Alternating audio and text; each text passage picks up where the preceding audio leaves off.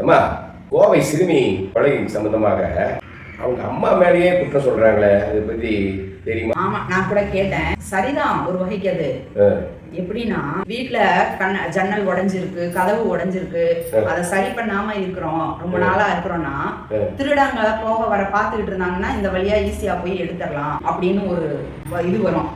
குழந்தைங்களை பத்தி அக்கறை இல்லாத பெற்றோர்கள் அவங்க எங்க போனாலும் எதுனாலும் கண்டுக்க மாட்டாங்க அப்படிங்கிற ஒரு இடத்துல ஈஸியா கை வைக்கிறதுக்கு ஒரு வாய்ப்பை உருவாக்கி கொடுக்குறாங்க. அந்த அம்மா அக்கம் பக்கம் இருக்கிறவங்க இப்படி பிள்ளை இந்த மாதிரி ஆயிடுச்சுன்னு போய் சொல்லும் போது போதையில படுத்து இருந்துச்சு அப்படின்னு ஒரு குற்றம்.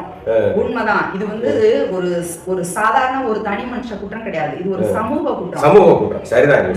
அந்த அம்மா சொல்லுது, எங்க வீட்டுக்காரரு கலந்து வச்சிருந்தாரு, எனக்கு தெரியாம ஜூஸ்ன்னு நினைச்சு குடிச்சிட்டேன். அதே ஆசிட கலந்து வச்சிருந்தா குடிச்சிருமா, விஷ மருந்த கலந்து வச்சிருந்தா குடிச்சிருமா. ஏன்னா இது அவனோட செயலுக்கான நியாயம் கிடையாது. பெற்றோர்கள் தங்கள் குழந்தைங்க மேல அக்கறையா கவனிச்சு வளர்க்கணும். வறுமை வரலாம், கஷ்டம் வரலாம், அந்த இதெல்லாம் வரும்போது அதுல இருந்து மீண்டு வந்துட முடியும். ஆனா குழந்தைங்களை ரொம்ப அக்கறையா கொஞ்சம் பாதுகாப்பா ஒரு கண்காணிப்போட வளர்க்கணும். குழந்தைங்க மேல அக்கறை இல்லாத பெற்றோர்கள்னு தெரிஞ்சதுன்னா ஈஸியா சமூக விரோதிகள் அவங்கள நாசம் பண்றதுக்கு துடிச்சிட்டு இருக்கிறாங்க. ஏன்னா சமூகத்துல நிறைய எவ்வளவு நல்லது இருந்தாலும் சில புல்லுருவிகளும் மோசமான கரங்களும் நீண்டுகிட்டே தான் இருக்கு. அப்ப அதுல இருந்து பாதுகாக்கணும்னா அக்கறையா இருக்கணும். அப்படியே நம்மளால அக்கறையா இருக்க முடியாது. குழந்தைய பெத்துக்காம குழந்தையும் பிறந்துருச்சுன்னா அது இந்த சமூகத்தோட சொத்து. அந்த குழந்தை வருங்காலத்துல ஒரு பெரிய விஞ்ஞானியா வந்திருக்கலாம், மருத்துவரா வந்திருக்கலாம், ஒரு ஆசிரியரா வந்திருக்கலாம், ஒரு நல்ல தாயா வந்திருக்கலாம். ஏன்னா போச்சு இல்லையா? உங்களால வளர்க்க முடியலங்க போது ஏப்பா பெத்துக்கிறீங்க? கஞ்சி ஊத்துறது மட்டும் கிடையாது, துணிமணி கொடுக்கறது மட்டும் கிடையாது, அவங்க மேல நம்ம கண்காணிப்பு இருக்கணும். குழந்தைங்க வெளியே போகும்போது போகுதா வருதா, யார் கூட விளையாடுறாங்க, படிக்க போற இடத்துல எப்படியாப்பட்ட நட்பு இருக்கு, இதை எல்லாமே பார்க்கணும்.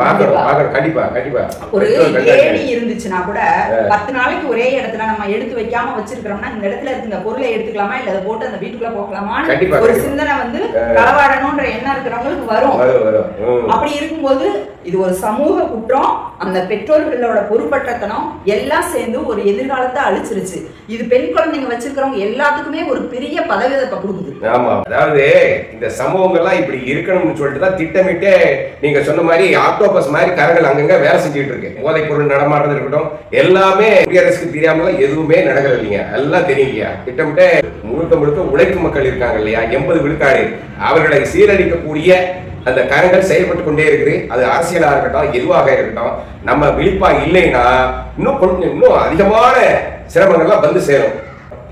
குழந்தைங்க மேல எப்பயுமே ஒரு கண்ணோட பெற்றோர்கள் எல்லாம் ரொம்ப கவனமா உஷாரா. நன்றி, வணக்கம்.